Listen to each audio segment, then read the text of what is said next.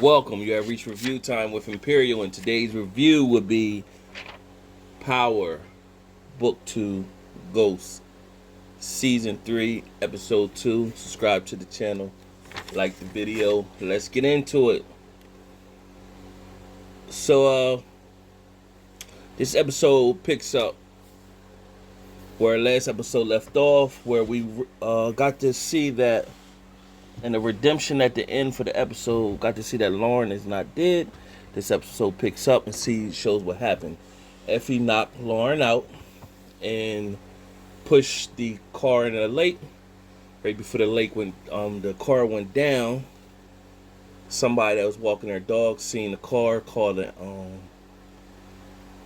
ambulance and the cops, and they pulled the car out, got Lauren out.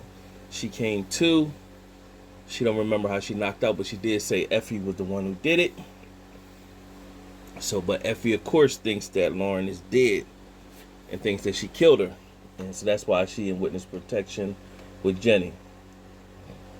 So Lauren wants to see her family, but Jenny basically says, no, you need to stay in witness protection, so we could build this case and stamp everything. So Jenny is telling her basically the Tejadas, and the bigger picture is the case, and you need to be protected. Lauren is still saying she don't have anything to link Tariq with Braydon and them or whatever. So I think Lauren is gonna leave that witness protection at some point this season. Now you have Kane. They're at the warehouse with all the weight and everything. You have Kane stay pushing up on Tariq. On Tariq. Kane stay pushing up on Effie. Now, right now, Effie brushing them off, but Kane is wearing her down. I can see a situation where if Lauren come back in the picture and Tariq, after he find out all the shady stuff is going on, and he run back to Lauren, and Effie end up messing with Kane for a small bit of time. I can see that happening. Tariq mentions to Braydon about his white privilege, basically saying you admitted on stand, you got immunity, and basically said you the one selling drugs on campus.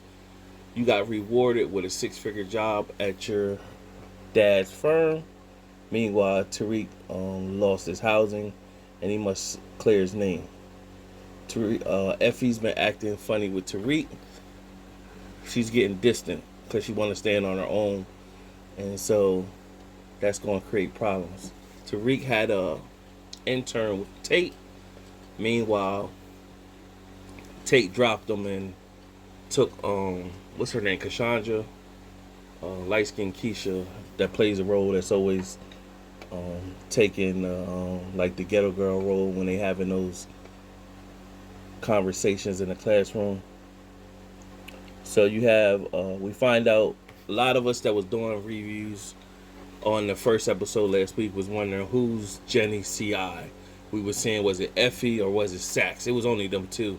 Of course, this episode it's confirmed Sax is the CI, and Jenny is using Sax's emotions that Lauren was killed to get him to go against Davis to find out information to give to her.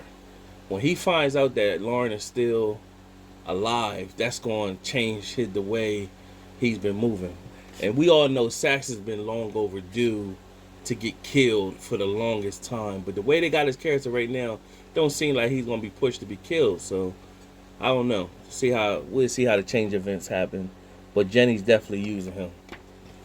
So her case for the RICO was shot down with DEA agent Rodriguez, because they don't want to pit a 19-year-old kid is pretty much running a whole drug organization. Councilman Tate was visited by Steve Ott. He's back, telling Tate his numbers is down. He needs a spark. So that's why he got Chandra, where she's basically going to help bring in a younger generation into the council. And then he told him he needed to get a wife and don't mess with the intern. So from there you have the teacher's assistant likes Dirty Diana. You know, we gave her that name from last episode, and Dirty Diana is going to start liking him. He offers, she can't afford books, so he offers her to get her a job on campus. And it won't be enough to pay her tuition, but it'll be enough to get her books and a little money in her pocket. While he's showing her the ropes at the bookstore, she sees Effie and Tariq, and she's watching from afar. That's, she still got some feeling for Tariq, and especially when Effie told her yo, you don't need to mess with a guy like Tariq, he ain't worth it. Now she see her messing with her. So basically, you was doing that for yourself. That's gonna be her motivation to mess with the teacher's assistant. So Braydon is messing with the assistant of the firm, so he's knocking her down. You seen that coming from the first episode. Lorenzo is annoying. We're gonna count the episode. If you've been watching my reviews on my channel, on the Snowfall review, you see me was since season 5. I was counting down the episodes when Uncle Jerome was out of here. We're going to be counting down the episodes when Lorenzo Tejada is going to be out of here. So we're going to just count it down. Every episode he's on borrowed time. He's annoying and he's out of here. So we got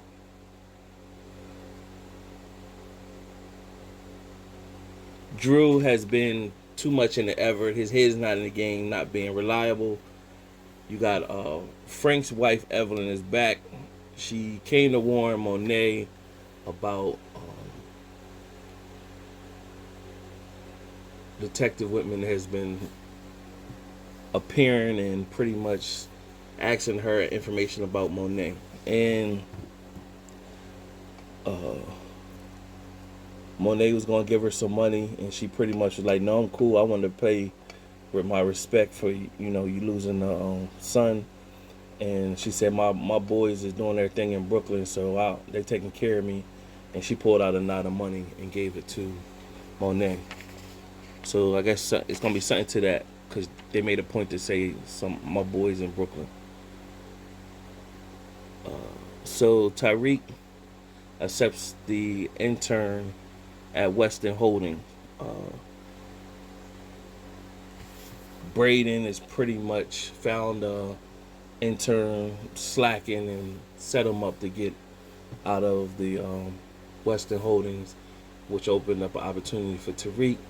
Braydon has been looking at these cokeheads, basically said, man, we can move the product to them, and they blowing money fast. These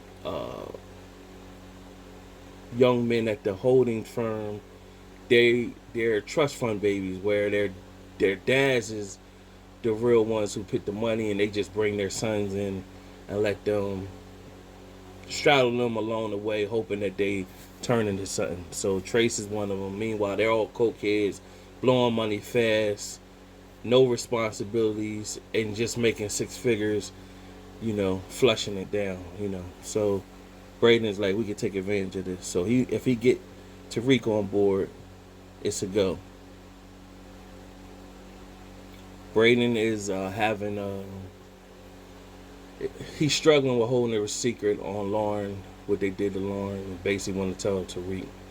So Effie like, no, only 2 people know, me and you, and we need to take that to the grave. You can't be having second thoughts. The Westons all discuss why they don't want Tariq. Braydon's dad doesn't want Tariq in the firm. However, the uncle got just as much pull as the dad does. He like, no, we gotta have some diversity here and inclusivity, so it'll make sense to have some, a young black man in the firm or whatever. So as doing the intern, so that shut that down. It showed Effie taking the product from Noma, breaking it down, adding some, I think that was baking soda into it to spread it, repackaged it so that she could have her own stash and then sell the other product with the other stash so she can make her own money. So Effie is always about the hustle and how can she get her own and have her own money. And so this is her way. So it shows that. I think that's gonna come back and bite her though. But this is another thing that they gotta start. These young 19, 20 year olds are selling crazy weight. Where's the money going? Where's the money going? Like, they should be, you got at some point, it can't all be about, like, you know, they're paying one drug dealer to the next drug dealer. Meanwhile, these kids is moving all this weight, and they don't have show any of the riches of the money. Where's the money going? The amount of weight that they selling, Tariq waiting for his bogus trust fund. I said this in my episode 1. That little trust fund that he got, all this weight they moving, they have their own. He have his own millions. So, but somebody say, well, he keep getting mixed up and stuff for his money. It just don't sound right. You got to write it better. You got to be more creative with that. They should be, at some point, you should see them moving a little bit. Okay, yeah, that's why they got money. They got whatever. So then somebody might say, well, how can they explain having that type of money when they're supposed to be struggling college students? Man, at some ways, you just got to be creative with that. So, nevertheless, that was my little rant. So you got Detective Whitman. He pulls over Monet, basically tell her Zeke came to him. He knows that she has something to do with Carrie's death. He's on top of her, and he broke her